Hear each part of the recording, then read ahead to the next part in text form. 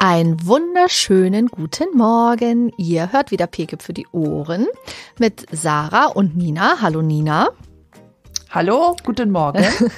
Wir beschäftigen uns in der Folge heute mit einem Thema, was euch sicherlich über Jahre begleiten wird und deswegen auch für alle Altersgruppen eigentlich interessant ist. Und zwar geht es um das Thema Baden und Duschen mit Baby und vielleicht auch dann irgendwann mit Kleinkind. Das finden die ja mal mehr oder mal weniger gut und wir wollen uns heute mal ein bisschen anschauen, wie oft baden wir, worauf achten wir und was machen wir eigentlich, wenn die Kinder das vielleicht einfach auch mal gar nicht so gut finden. Liebe Nina, welche Seite vertrittst du denn dabei? Duschen oder Baden? Sprechen Sie jetzt. Duschen oder Baden?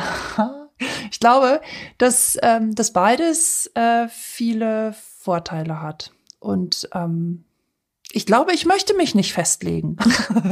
Also bist du für die mal so, vielleicht was situativ besser passt. Genau, ich bin, glaube ich, mal so, mal so.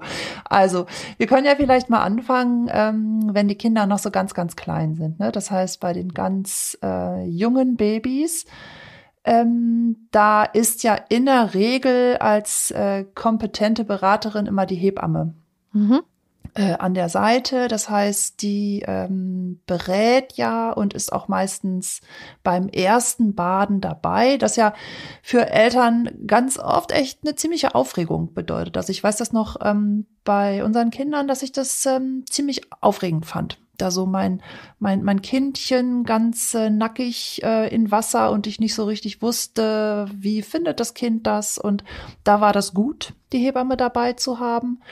Und da ist, soweit ich weiß, meistens die erste Wahl, wir nehmen eine Baby-Badewanne.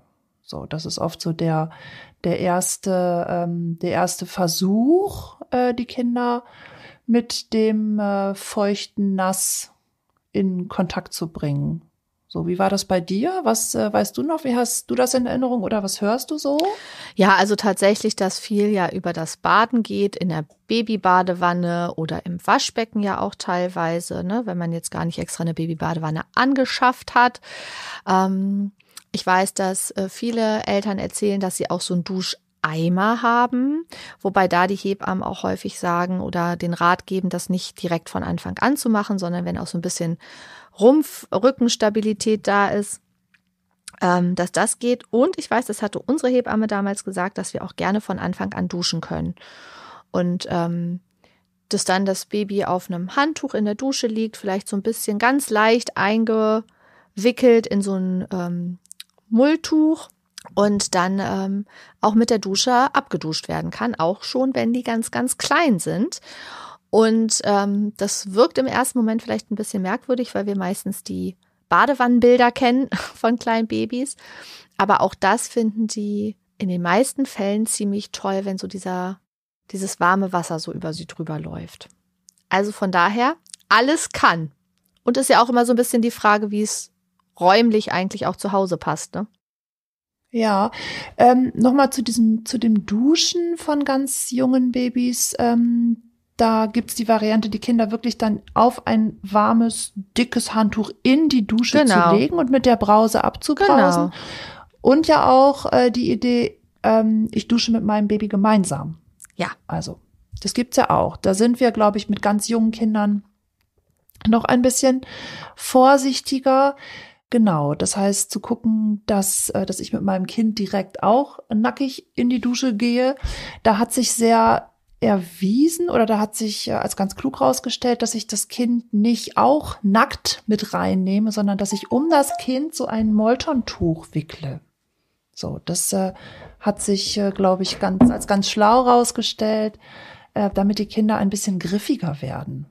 So, das heißt, so ein ganz nacktes Baby flutscht mir aus den Händen und wenn ich dann vorhabe, mit meinem Kind gemeinsam zu duschen, ist es, glaube ich, ganz schlau.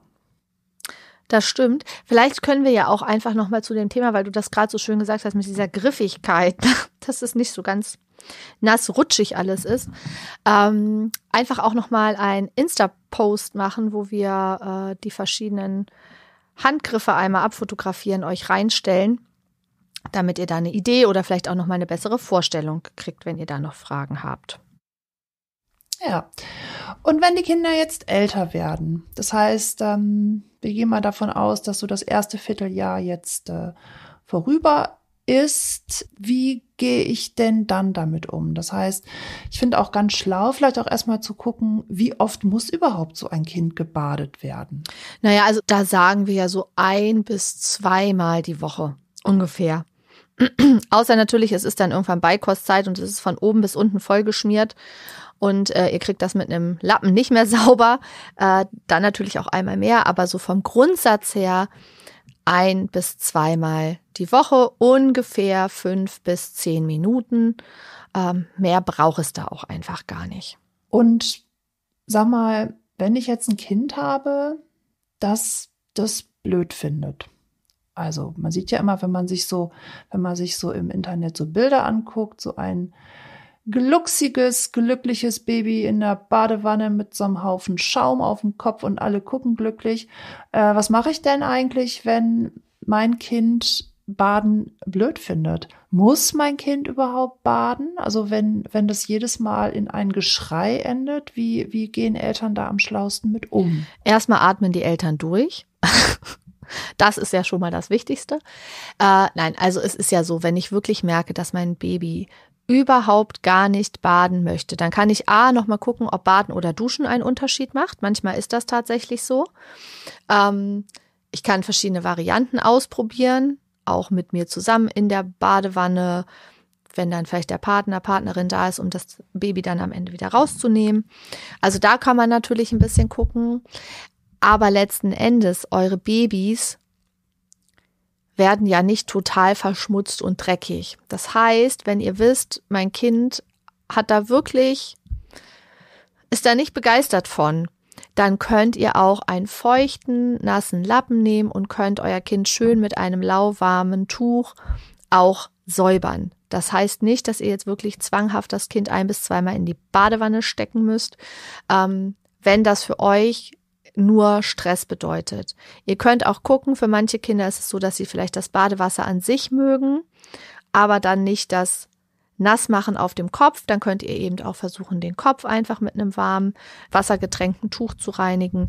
Das wäre auch absolut eine Möglichkeit. Was fällt dir noch ein, Nina? Manchmal ist der Zeitpunkt auch nicht der schlauste. Also, wenn wir jetzt uns die Familien angucken, die sich sehr damit beschäftigen, weil die Kinder Baden blöd finden, dann ist manchmal auch eine gute Idee, mal einen anderen Zeitpunkt zu wählen. Das heißt, wenn ich mir sonst immer so den Abend ausgeguckt habe, als Idee auch, ja, dann wird das Kind ein bisschen müde, wohlig, warmes Abendritual mit ein bisschen Planschen in der Badewanne, so, kann ja unser Plan sein.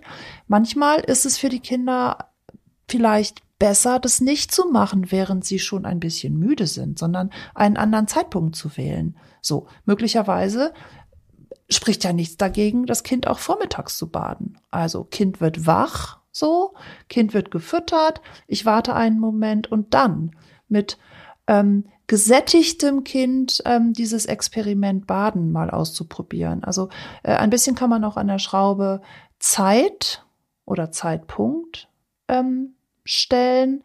Was ich auch nicht selten höre, ist, dass wir so das Badezimmer vorbereiten. Wir machen das Badezimmer schön warm, lassen dann Wasser in die Babybadewanne oder wie auch immer, bereiten wir den Raum vor und dann kommt zack das Kind da rein und es geht los. Eine feine Idee kann auch sein, mit dem Kind schon ein bisschen länger in dem Raum zu sein. Das heißt, da vorher auch zu spielen, was auch immer, das Kind auf den Badeteppich zu legen und da schon ein bisschen Zeit zu verbringen. Und dann ganz langsam zuerst mal die Füße rein, dann das ganze Kind wieder raus, weiterspielen, nochmal die Füße rein. Das heißt, diesen Ernst der Sache, den wir so sehr dabei empfinden, ein bisschen rauszunehmen und das wirklich als ein Spiel zu betrachten. Ja, tatsächlich. Ja, und manche Kinder, für die ist es ja vielleicht auch einfach noch unangenehm, wenn sie im Wasser dieses Schwerelosigkeitsgefühl haben. Also auch da könnt ihr zum Beispiel auch in der Badewanne euer Baby ein bisschen mit so einem Moltontuch ganz leicht umwickeln, dann haben sie einfach auch nochmal mehr so ein Gefühl von Begrenzung. Das ist auch tatsächlich ja was viele Eltern mir erzählen, was dann nochmal ganz hilfreich gewesen ist in dem Zusammenhang. Oder dass man ein lustiges Badelied singt. Das hat mir auch eine Mutter erzählt. Die hat sehr lange rumprobiert und hat gesagt, ach Mensch, aber irgendwann muss ich es ja mal baden. Und die singen immer ein lustiges Badelied. Siehst du. Und dann hat sehr wahrscheinlich die Mutter auch gleich eine fröhlichere Stimmung und dem Ganzen ist so ein bisschen dieser Druck genommen. So, das muss jetzt aber klappen. Ja. So. Und tatsächlich ist es ja auch so, ich meine, jetzt reden wir ja auch von ganz kleinen Babys, aber wenn eure Kinder ein bisschen älter und größer sind, ist es natürlich auch so, dass man nochmal darüber nachdenken kann, dass man 1 oder 2 Badewannenspielzeuge hat. Da gibt es ja, also das heißt jetzt nicht hier völlig überladen, die ganze Wanne ist voll, aber vielleicht 1 oder 2 Kleinigkeiten, die einfach auch so ein bisschen spielerisch wirken, die euer Kind anfassen kann, womit es sich beschäftigen kann in der Badewanne und die es auch einfach nur dort gibt, also die sozusagen die exklusiven Badewannenspielzeuge sind. Sowas bietet sich dann auch immer nochmal an bei größeren Kindern. Ja, ich glaube, es ist sowieso so, sobald die Kinder wirklich sitzen können, ist da meistens so die Kuh vom Eis. Das heißt, wenn das Baden für die Kinder so aufregend ist und sie das nicht mögen und das in den Köpfen der Eltern so ein Thema ist, sobald sie sitzen, ist da bei den Kindern ein größerer Sicherheitsfaktor. Das heißt, sie werden dann nicht mehr so gehalten. So und Mutter ist nicht vielleicht auch angespannt oder Vater, sondern die Kinder sitzen dann da und haben eine Stabilität und haben die Hände frei und können auch spielen. Ja. Also das verändert auch in der Wahrnehmung vom Kind eine Menge. Und dann wird das Baden meistens zu einem Vergnügen. Und manchmal ist es ja auch tatsächlich so, dass die Elternteile einfach unsicher sind, wenn sie ihr Kind baden. Also durch diesen Badegriff, da gibt es ja aber auch mittlerweile ganz tolle Unterstützungsmöglichkeiten. Ne? Natürlich sollt ihr euer Kind noch nicht hinsetzen, wenn es das nicht selber kann. Aber wenn ihr zum Beispiel sagt, ich habe Angst, dass mir das Kind doch aus dem Arm rutscht oder mein Baby strampelt so, weil es das eigentlich gar nicht toll findet oder weil es das einfach super gut findet, das kann ja auch mal das andere sein, gibt es ja auch für diese Babybadewanne oder auch für die Badewanne zu Hause diese Sitze, die man mit dem Saugnapf am Wannenboden befestigen kann. Natürlich sollt ihr und müsst ihr eure Kinder trotzdem festhalten, aber das gibt nochmal so ein bisschen ein Gefühl, auch für die Kinder da ist Begrenzung, da schwebe ich nicht einfach, sondern da ist ein fester Untergrund in meinem Rücken. Und das kann dann manchmal unterstützend auch ganz hilfreich sein. Aber immer festhalten, immer eure Kinder trotzdem festhalten. Die können nicht alleine in diesen Sitzen sitzen. Ganz wichtig. Ja, total wichtig. Und das, was immer Sicherheit gibt, ist, wenn die Füße der Kinder Kontakt haben. Da das auch, wenn ich, egal ob ich so einen Badewannensitz benutze, macht es Sinn, dass ich das Kind nicht intuitiv so mit dem Kopf irgendwie an den oberen Rand der Babybadewanne bringe, sondern dass ich echt so zack zum Ende der Wanne rutsche, damit die Füße irgendwie eine Begrenzung haben. Ja. Das kann auch was verändern, ja. Das stimmt. Wir könnten noch was sagen zu dem, worin wir überhaupt baden. Also der Handel bietet euch ja ganz, ganz viele Produkte an mit Baby-Badezusätzen. Da haben wir bei der Recherche gefunden, dass es eigentlich den größten Sinn macht, das Baby in klarem, warmem Wasser zu waschen und tatsächlich erst, wenn wir so in Richtung ersten Geburtstag kommen. Das heißt, wenn wir wirklich ein bisschen Tenside brauchen, um Schmutz oder vielleicht, wenn die Kinder gespuckt haben oder bei Zahnung läuft irgendwie viel Speichel irgendwie in diese Halsfalte.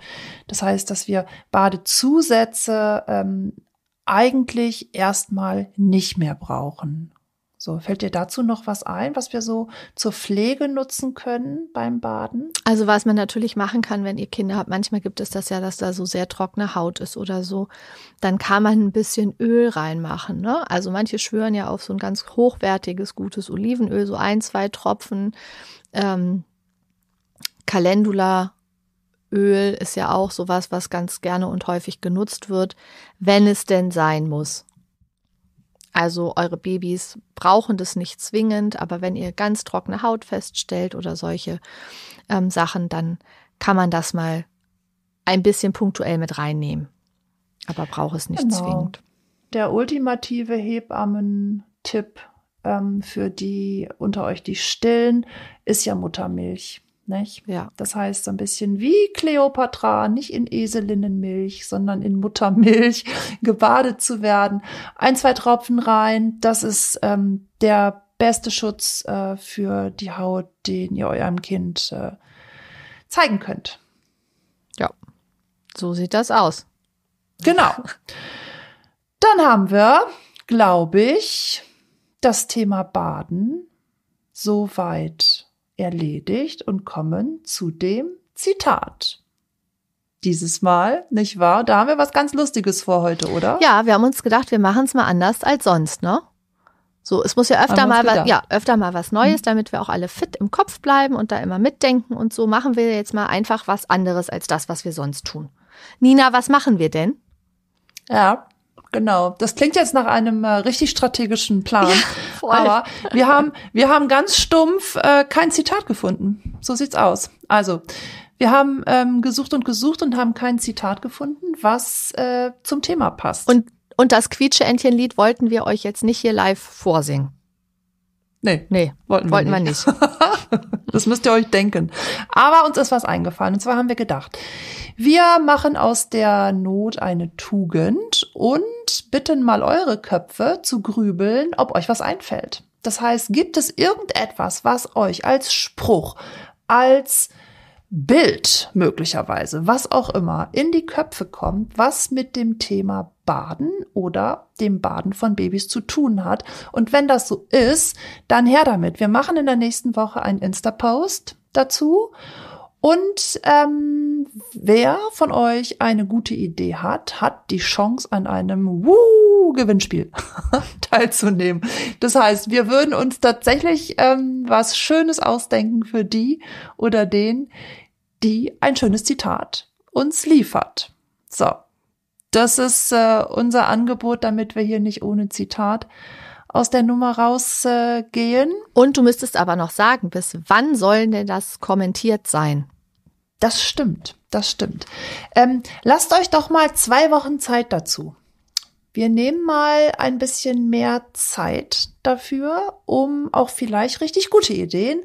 Und nicht jede ist sofort auf Insta. Das heißt, genau, heute ist der 16. Was ist denn eigentlich, wenn ihr das bis zum 30. Juni? Bis zum 30. Juni lasst euch was einfallen und dann gibt's eine Überraschung. Wir freuen uns auf all eure kreativen Ideen. Das tun wir, genau. Und dann danken wir euch fürs Zuhören heute. Das war eine kurz und knackig Folge. Das muss man nicht lange ausbaden, sozusagen. Danke fürs Zuhören. Ich wünsche euch einen richtig schönen Sonntag und freue mich auf den nächsten Picke für die Ohren Sonntag. Bis dann. Bis dann. Tschüss. Tschüss.